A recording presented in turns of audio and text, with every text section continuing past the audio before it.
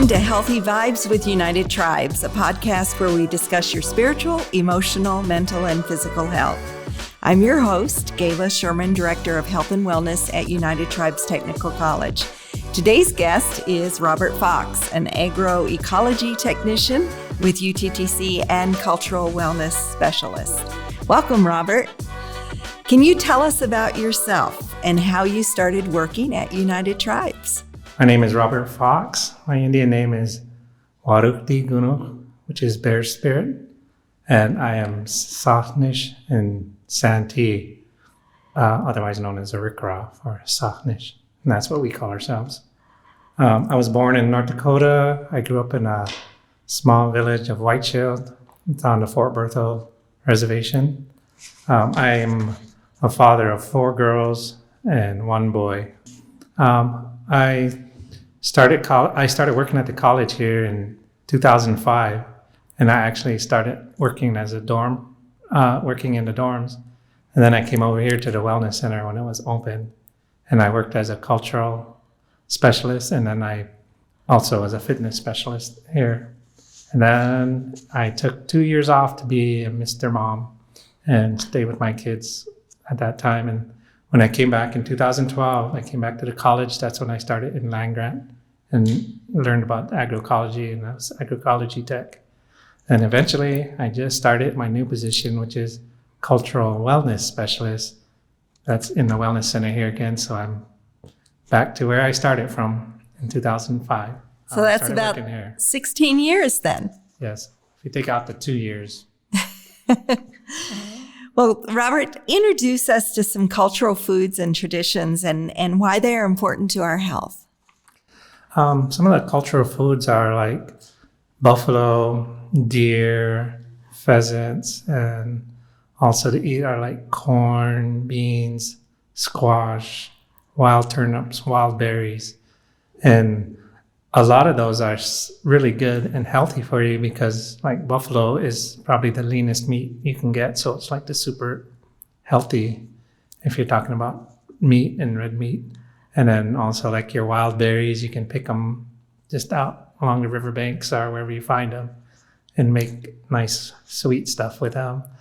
And then squash and beans, those are known all over the world. And you'd be surprised how many how many vegetables are different things we eat, and how many around the world people think that they're known for this, but it originally came from Americas or North America. And when looking at our students here at UTTC, what opportunities do UTTC students have to experience cultural foods and traditions? Well, we have research gardens on campus, so they can come out, and we always are open to anybody at any time can come out and help weed or harvest or plant. And when we're doing that, and even with the students, there's in that agroecology classes, we teach them not only just about planting and stuff, we're also teaching them about the prayers you say when you plant, that you should be saying some kind of prayer, that you should never plant seeds in a bad mood. You always have to be in a good mood when you're planting seeds because you don't want the bad energy going into your seeds and growing, into something that you're going to feed yourself and your family. So that's one of the things that we do, use the cultural background and teachings all the way through, like prayers. There's songs that go with planting. There's songs that go with harvesting. And so we do a lot of that. And that's how the students come out, and they can come out at any time. And that's where that's where I do most of my teaching, is actually when I'm out in the garden or doing stuff, I'm telling stories. And then through those stories, people are learning because, most people will remember a story before they remember just telling them stuff and all this information. If you tell them a good story, they're going to remember it. So that's how, culturally too, that's how natives passed all their traditions and heritage. They pass it down through stories. So when I was growing up, one of the things my grandparents always told me when they were telling is, learn these stories. So as long as you know and you teach them to your kids, and that's really all that matters. It doesn't matter if they're written down in books or anything else, because you're teaching it, you're learning it, and then you're teaching it to kids. So they're going to teach it to their kids. So traditionally, storytelling is very important in gardening and everything. So as you share that, I envision an elder or a grandparent planting seeds with a grandchild right next to them. And it's sort of a family activity, and the elder instructing the younger child. And it's a beautiful picture. Yes, because when I first started and got into the agroecology, was put into that position, the first thing I said was, well, I don't know if I can do agroecology. I don't have all the college I didn't go to college for that. But then the person that I was working with was native too and actually went to college and had all those degrees. But she had said, well, no, you grew up gardening, right? Your parents taught you stuff. And she said, so that's what you're going to be doing. You're going to be teaching what you were taught. She said, I'll explain all the book stuff to other people, but we want to know that culturally. So even like you were saying, you can imagine kids being in the gardens. Well, that's one of the main things too when you're fixing the gardens and before you start planting your gardens. And we try to do that out here when we can, especially it helps that we have an elementary and stuff on campus. Is they did let the kids, you wanted the kids to take off their shoes, our moccasins back then, and kind of run around and play through the dirt and wherever you were planting, because all that new kid energy and like baby energy and everything is all going into the soil. So you would normally see a long time ago a lot of kids and young people kind of walking around and playing and doing stuff in the gardens. That was like the only time they could really play in the gardens because that energy was, once you plant it, then all that energy from them would be going into your seeds to help them grow too. So that was a good, that vision was what you would have seen a long time ago. What are some other ways people can use cultural foods and traditions to enhance overall health and wellness? One of the big things is just getting out there and gardening, because I read somewhere quite a while ago that they did a study on all these people that were over 100 years old and healthy, and like 90-something% of them were gardeners. And if you think about it, if you're gardening, you're out in the fresh air, you're bending over, you're moving around, so your joints are going, so you're moving and everything. Then you're digging in the ground, so your hand is feeling all the ground and energy, and you're getting all that stuff with you. And then you're eating the healthy stuff that you're growing. So that just, it's kind of logical that people who garden are going to be naturally healthier, not just physically, but mentally and emotionally and everything, because you're out there in the sun, you're out there when it's raining sometimes, and that's a beautiful thing to be out gardening in the rain.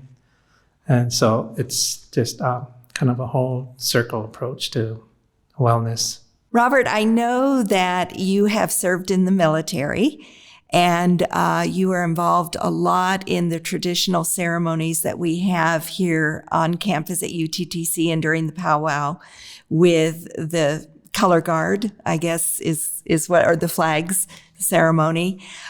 Tell us a little bit more about why military service and then that reverence post-service is so strong for many Native Americans who have served in our military.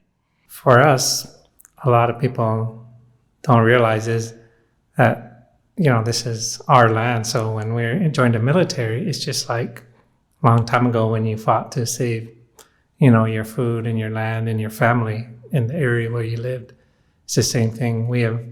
Native Americans have been the number one minority in the military percentage-wise in every single war. And we were even number one when we weren't even considered U.S. citizens. So that's something a lot of people don't know. And one of the things now about the military, and us guys, which is probably still helping us keep the number one percentage, is that a lot of female are joining military, Native females, and there's a lot of them in the military now. So that really helps us stay as the number one veterans group. And that's why they're so respected, because when we come home, we have always done ceremonies to help them. And then, like you said, in the powwow, and we have sweats out here and stuff like that. And those are a lot of ceremonies and traditions that are really held strong. And I guess this will go along with all the food and agriculture and everything is that one of the cultural aspects of all Indigenous people is when we have a big meal, our ceremony, and it's time to eat and stuff, they'll say the prayer. But it's so funny because I thought this happened everywhere in the world, is that I grew up, and as soon as it was time to eat, they would say the prayer. They would always announce the elders and veterans go first. So then you'd sit there and they would go first. And if you couldn't, really move or nothing, then they brought the meals out to the elders, our veterans who couldn't. But that was always something that I just thought happens everywhere all the time. So, and right now I'm like, oh, okay, I'm a veteran and I'm an elder. So yay, I can get up and eat, one of the first ones. But yeah, that's one of the things that they always put, the elders and veterans are first and everything. So. Well, Robert, we're about up on our time today, but is there anything else you can think of that you'd like to share with our listeners today about agroecology or cultural wellness in general and, culture, foods, traditions, things that have carried forward from many years past with Native American peoples? And what would you like for us to know? That we live longer, happier, and healthier lives by taking care of our surroundings, because eventually they'll take care of us. Also, take care of the land, the water, and the air, and the animals. They use that to grow, and then we use them. So we're actually just taking care of ourselves, and the healthier we can keep the whole system, then the healthier and better not only my children, but my grandkids and great grandkids and kids that I haven't, relatives I never met. It's just making it healthier for them. Well, thank you so much, Robert. You're leaving me and hopefully our listeners with some really wonderful pictures in our minds of the relationships that you've just described. And thank you for listening today to our episode of Healthy Vibes with United Tribes. Please like us and subscribe for more interviews and content, or connect with us online at uttc.edu. Thank you for joining us, and remember to prioritize health and wellness every day.